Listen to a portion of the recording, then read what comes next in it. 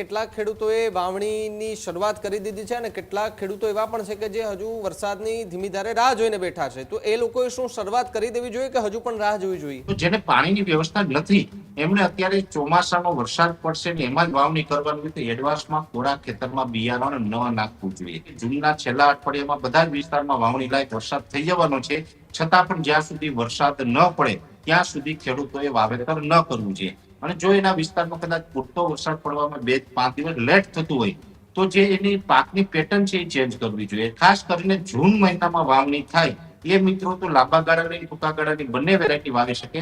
બધું જ તૈયાર છે, વાવણી પણ તૈયાર છે, માત્ર વરસાદ નથી, તો એમને એક આશા જાગે એવો આપના તરફથી શું સંદેશો હોઈ શકે? તમામ રાજ્યની અંદર ચોમાસું છે એ નબળું નથી થવાનું. કમસે કમ ભલે છેલ્લા 4-5 વર્ષની સરખામણી પડ્યા ઓવર વરસાદ ન પડે પણ એકંદરે મધ્યમથી સારું ચોમાસું રહેશે. નબળું બિલકુલ નથી રહેવાનું, એટલે કોઈ ખેડૂતોએ ચિંતા કરવાની જરૂર નથી. ચોમાસું પાક છે એ પણ આપણે વ્યવસ્થિત રીતે એનું ઉત્પાદન લઈ શકશું અને આપણે ઓગસ્ટ મહિનાના એન્ડ સુધીમાં પાણીની વ્યવસ્થા થઈ જશે, જેથી કરીને આપણે શિયાળુ પાકનું વાવેતર પણ ગુજરાતના ખેડૂત કરી શકે.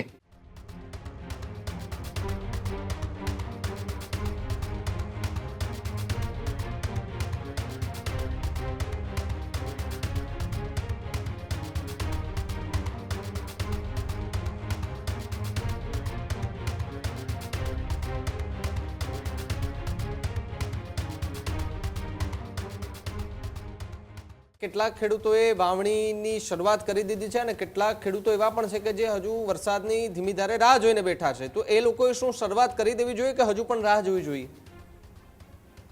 જો ભાવિકભાઈ, અમે દર વર્ષે ખેડૂતોને અપીલ પણ કરતા, આ વર્ષે પણ મેં અનેક માધ્યમોથી મારા પોતાના પ્લેટફોર્મ ઉપરથી અને અનેક ટીવી ચેનલોના માધ્યમથી મેં ખેડૂતોને અપીલ કરી છે. પહેલી વાત તો એ ગુજરાતની અંદર મોટા ભાગે એડવાન્સમાં વાવેતર થતું હોય છે, એની અંદર કપાસ અને મગફળીનું વાવેતર થતું હોય.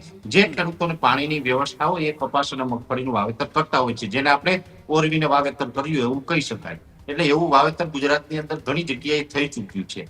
હવે જે વિસ્તાર બાકી છે એ વિસ્તારમાં તો અમથાય ખેડૂત પાસે પાણીની વ્યવસ્થા ન હતી એટલે એમણે વાવેતર નથી કર્યું. તો જેને પાણીની વ્યવસ્થા નથી એમણે અત્યારે ચોમાસાનો વરસાદ પડશે ને એમાં જ વાવણી કરવાની હોય તો એડવાન્સમાં કોરા ખેતરમાં બિયારણ ન નાખવું જોઈએ. કેમ કે ઘણી વખત એવું પણ બનતું હોય છે કે ચોમાસું ગુજરાતની અંદર આવી જાય, બધા જ વિસ્તારોમાં વરસાદ થઈ જાય, વચ્ચે 1-2 તાલુકાઓ છે એમાં ઝાપટા પડતા હોય એટલે કે ત્યાં વરસાદનું પ્રમાણ નબળું રહ્યું હોય. હવે માની લઈએ કે કોઈ ખેડૂતે કોરામાં બિયારણ નાખી દીધું છે, ત્યાં કદાચ વરસાદનું પ્રમાણ ઓછું રહે તો એનું જે મોંઘું બિયારણ છે એ ફેલ જતું હોય છે. એટલે હંમેશા 3 ઇંચ ઉપર વરસાદ પડે, જમીન પૂરતા પ્રમાણમાં ભેજ પકડે ત્યારબાદ જ ખેડૂતોએ વાવેતર કરવું જોઈએ. એટલે અત્યારે એક વાત ચોક્કસ છે કે જૂનના છેલ્લા અઠવાડિયામાં બધા જ વિસ્તારમાં વાવણી લાયક વરસાદ થઈ જવાનો છે, છતાં પણ જ્યાં સુધી વરસાદ ન પડે ત્યાં સુધી ખેડૂતોએ વાવેતર ન કરવું જોઈએ. ને હવે વાત છે આમ તો કપાસ અને મગફળી આ બંને વસ્તુ એવી છે કે જેના માટે ખેડૂતને વાવેતરની ઉતાવળ હોય. બાકી જો સોયાબીન છે તો આમ તો ટૂંકા ગાળાનો પાક છે, 85-90 દિવસે પાકી જતો પાક છે. સોયાબીન છે તો જુલાઈની 15 તારીખ પછી વાવીએ તો પણ એના માટે લેટ નથી ગણાતું. એવી જ રીતે તુવેર અને એરંડાનો પાક પણ આપણા ગુજરાતની અંદર મોટા વિસ્તારોમાં થાય છે. એમાં પણ લગભગ હું તો માનું કે તુવેર અને એરંડા છે તો ઓગસ્ટ મહિનામાં વાવેતર કરીએ તો પણ એના માટે યોગ્ય સમય છે. એટલે એ કપાસ અને મગફળી માટે ચોક્કસથી ખેડૂતોને ઉતાવળ હશે. આ સિવાયના બીજા પાકોમાં તો હજુ કોઈ ઉતાવળનું કોઈ કારણ નથી. અને કપાસ અને મગફળીમાં ઉતાવળ હોય એવા ખેડૂતો પણ જેની પાસે પાણીની વ્યવસ્થા ન હોય એણે પૂરતો વરસાદ ન પડે ત્યાં સુધી વાવેતર ન કરવું જોઈએ. અને જો એના વિસ્તારમાં કદાચ પૂરતો વરસાદ પડવામાં 2-5 દિવસ લેટ થતું હોય તો જે એની પાકની પેટર્ન છે એ ચેન્જ કરવી જોઈએ. એટલે કે જે આપણે 120 કે 115 દિવસે પાકતી મગફળી હોય એની જગ્યાએ 90 દિવસે પાકતી મગફળી વાવેતર કરવું જોઈએ. કપાસમાં પણ લાંબા ગાળાની જગ્યાએ અર્લી વેરાયટી, ટૂંકા ગાળાની વેરાયટી હોય એવી વાવેતર કરવી જોઈએ. ખાસ કરીને જૂન મહિનામાં વાવણી થાય એ મિત્રો તો લાંબા ગાળાની ટૂંકા ગાળાની બંને વેરાયટી વાવી શકે. પણ માની લે કે 2-5 તાલુકાઓ ગુજરાતની અંદર વરસાદથી જૂન મહિનામાં વંચિત રહીએ તો એને જે જુલાઈમાં વાવણી થતી હોય તો જુલાઈ મહિના માટે ટૂંકા ગાળાની વેરાયટી છે પસંદ કરવી હિતાવહ રહેશે. પણ મારું એવું માનવું છે કે લગભગ જૂનનું છેલ્લું અઠવાડિયું પૂર્ણ થાય ત્યાં સુધીમાં ગુજરાતના જે 253 આસપાસના જે તાલુકાઓ છે બધા તાલુકાને સારા વરસાદનો લાભ મળી જશે. પરેશભાઈ, એક નાનકડો છેલ્લો સવાલ છે. ગુજરાતના ખેડૂતોની એક ચિંતા છે, બધું જ તૈયાર છે, વાવણી પણ તૈયાર છે, માત્ર વરસાદ નથી, તો એમને એક આશા જાગે એવો આપના તરફથી શું સંદેશો હોઈ શકે? જો પહેલી વાત તો એ છે કે સંદેશ એ કે ભાઈ અત્યારે અલ્નિનોની એક મોટી વાત ચાલે છે. અલ્નિનોની ચર્ચાઓ છે ચારેકોર ચાલી રહી છે. હવે અલ્નિનો એટલે આમ તો સામાન્ય ઘણા ખેડૂતોને ખ્યાલ ન હોય ને અલ્નિનો સાંભળે એટલે ખેડૂતના મનમાં એક વાત ચોક્કસ છે કે અલ્નિનો જે વર્ષે સક્રિય થાય એ વર્ષે ચોમાસું ખૂબ નબળું પડી જતું હોય છે અને આપણે મુસીબત સર્જાતી હોય છે. ત્યારે ખેડૂતો માટે એક રાહતના સમાચાર હું આપને એ આપું છું. ભૂતકાળમાં પણ ઘણી વખત અલ્નિનો સક્રિય થયો છે છતાં ગુજરાતનું ચોમાસું સારું રહ્યું હોય. એની પાછળનું એક કારણ છે, જો અલ્નિનો છે એ એક પેરામીટર એવું નથી કે ચોમાસા ઉપર એની અસર પડે.